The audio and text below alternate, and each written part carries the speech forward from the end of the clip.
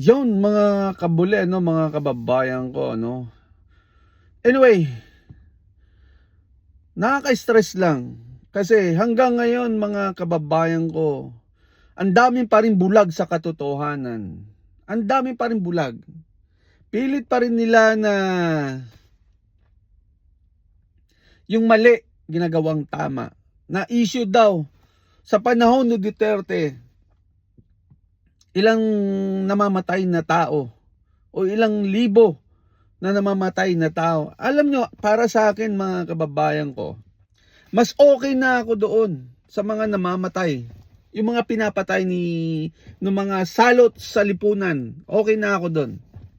Kaysa ngayon sa panahon ni BBM na ang mga adik ang pumapatay na walang kalaban-laban. Ito bang gusto nyo, mga kababayan ko? Ito bang gusto ng mga Pilipino na mga adik nagkalat-kalat, nakakatakot? Pagkatapos mo hold upin, pinapatay. Ito ba ang gusto nyo, mga animal kayo? Kayo mga stupidong mga loyalista dyan at mga dilawan. Ito ba ang gusto nyo? Kasi sinisisi nyo, sinasabi nyo, mga nagko-comment din sa akin mga sinasabi na sa panahon ni Duterte, puro patayan. Yes! Puro patayan kasi yung mga pinapatay, yung mga salot sa lipunan, yung mga walang pagbabago, kakalabas lang ng kulungan, titira na naman. 'Di ba? Wag lang sana mangyari sa inyo mga kababayan ko. Wag lang sana mangyari sa inyo. Na wag naman sana na mangyari ang gagawin ng mga adik sa mga pamilya nyo. Yung pagkatapos mo hold upin titirahin o papatayin mo. Wag naman sana gawin sa inyo na mga adik na after nila mag-drugs, mga bata, i-rape o i-hold upin tapos i-rape tapos papatayin. Wag naman sana mangyari sa inyo yan. Para alam nyo yung mga naiwan na mga pinatay. Kasi sinasabi nyo, hustisya. Hustisya. O asa naman yung hustisya, yung mga in-hold up na mga pinapatay din ng mga hold upper? May narinig ba kayo? Wala. Samantalang yung mga pinapatay ni Duterte o sa panahon ni Duterte, yung mga salot sa lipunan, yung mga labas-pasok na walang kadala-dala, na kahit anong gawin mo, wala pa rin pagbabago. Yan ba ang gusto nyo, mga kababayan ko? Mas okay na ako doon sa panahon ni Tatay Digong. Kasi kahit lumabas ka sa madaling araw, o kaya alas 10, alas 11 ng madaling araw o ng gabi, walang gagalaw sa'yo. Dahil takot ang mga adik sa panahon ni Duterte. Takot. Gusto magbagong iba. Tinutukang, pupunta ng barangay. Natakot. Ngayon, mga kababayan ko, tanga ka kapag di mo alam to, animal ka. Tanga ka, ito para sa iyo to. Ngayon, at alam mo yan, na ang daming mga hold-upper sa labas na pinapatay. Sabihin mo, sa ano na naman sabihin mo? Ha? Ikaw, hinayupak ka. Yung mga pinatay lang kailan lang dyan na hinold up. Diba? Anong masasabi mo doon? Ito bang gusto nyo? Diba mga kababayan, nakakainis lang to mga yung mga hanggang ngayon tanga at bobo pa rin. Ano sinasabi nyo sa panahon ni Duterte? Ano ba nagawa ni BBM? Sa panahon ni Duterte, si BBM mga kababayan ko, puro angkin lang yan. Wala naman nagawa. Yung sinasabi nyo, 20 pesos na bigas. Anong lugar? Sa lugar namin, walang 20 pesos. Sa inyo, siguro. Meron, pero sa amin, wala. Kaya wag nyo mga kababayan ko, wag nyo ikumpara si BBM. Oo, sabihin na natin kung kinukumpara nyo, pero malayo siya kay Duterte. Sa panahon ni Duterte, walang takot mga Pilipino kapag naglakad sa labas. Diba? Sa panahon niya ni BBM, tingnan nyo, sinasabi ko kanina. Diba, si BBM, dito lang magaling si BBM. Puro angkin na hindi naman sa kanya at hindi naman project sa kanya. O ano yun? Yung sinasabi niya ngayon na unang-una, yung sa Davao. Yung tulay doon, inangkin niya. Oh. Sa panahon ni Tatay Digong yun ah. Oh. 'Di ba? Ngayon yung pabahay ngayon ni Duterte o ni Sara Duterte, inaangkin niya rin. Common sense na lang mga kababayan ko. Hindi naman taga Davao si BBM eh. Ilocano si BBM. Taga Norte yan. Paano siya napunta ng Davao? Paano nyo masasabi na project ni BBM yon?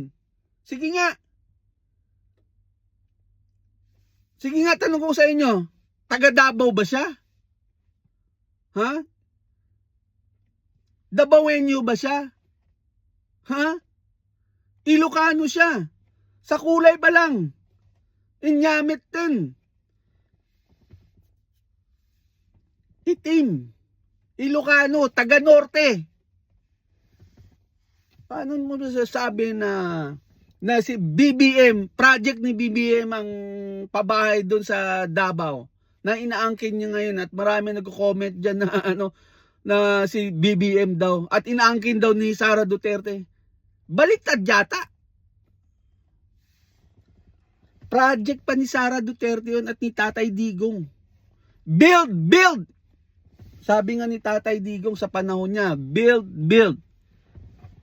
Pero ngayon, anong nagawa ni BBM, mga kababayan ko? Anong nagawa ni BBM?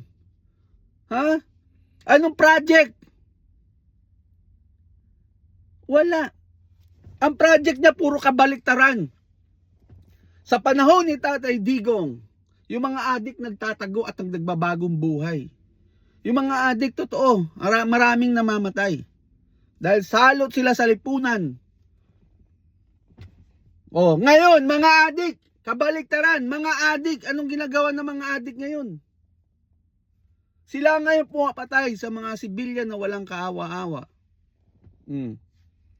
Diba? Flood control hanggang ngayon wala pa rin nakukulong. Gobyerno, corruption. Sa panahon ni Tatay Digong, hindi ko sinasabi na 100% na walang corruption. Nobody's perfect. Walang presidenteng perpekto. Lahat tayo nagkakamali. Hindi lang tayo, hindi lang presidente. Sabihin na natin 80% na walang corruption sa Pilipinas, or 70% na lang, or 60% na walang corruption sa panahon ni Tatay Digong, at 40% ang corruption. Sabihin na natin. Pero ngayon, sa panahon ni BBM ang corruption, harap-harapan, ninanakawan ka. Harap-harapan, mga Pilipino ninanakawan ng mga gobyerno ni BBM. Sino ba? Sino ba ang mga magnanakaw dyan ng mga tinuturo? Sabihin nyo naman, walang resibo. May ebidensya na, may resibo na. May witnesses pa. Nasarapan nyo lang. Hindi nyo lang inaano kasi lahat hawak nyo. Hindi nyo makukulong. Sino mga nakulong? Yung mga nagtatanggol sa flood control at nag-iimbestiga, yun ang nakulong. Pero yung mga tinuturo ng mga witnesses, si Saldico na mismo nagsasabi. At si Martin Romualdez na rin nagsasabi. Di ba?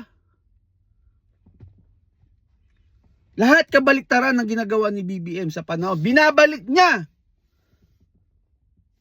Di ba? Ano pa, mga kababayan ko? Yung mga basura, nagbabalikan. Sa panahon ni Tatay Digong, mga basura, tinanggal lahat. Yung sa Manila Bay, ano sabi ni Mayor Atienza noon? Manila Bay, wala nang pag-asa niyan. Pero only Duterte lang. Ilang daan na, ilang presidente na dumaan. Walang nakapaglinis sa Manila Bay. Only Duterte lang ang nakagawa. Ngayon, nagbabalikan mga basura. Tapos, issue nyo pa rin sa inyo. Diba? Ito yung mga tangang mga loyalista dyan na, alam nyo mga kababayan ko, tayong gumamit sa panahon ni Duterte, tayo nakinabang. Sa ginawa ni Duterte, tayo nakinabang. Hindi nakinabang si Duterte. Tayo mga Pilipino ang nakinabang. Tanga ka lang. Itong video na to, tanga ka lang. Tanga ka. Dahil hanggang ngayon, bobo ka pa rin sa katotohanan. Di totoo to mga kababayan ko. Totoo. Nakaka-stress lang mga kapwa natin Pilipino. Although kakonti lang naman kayo mga loyalista kayo at mga dilawang kayo. Kakonti lang kayo. Marami pa rin ang solid Duterte. Kakonti lang kayo.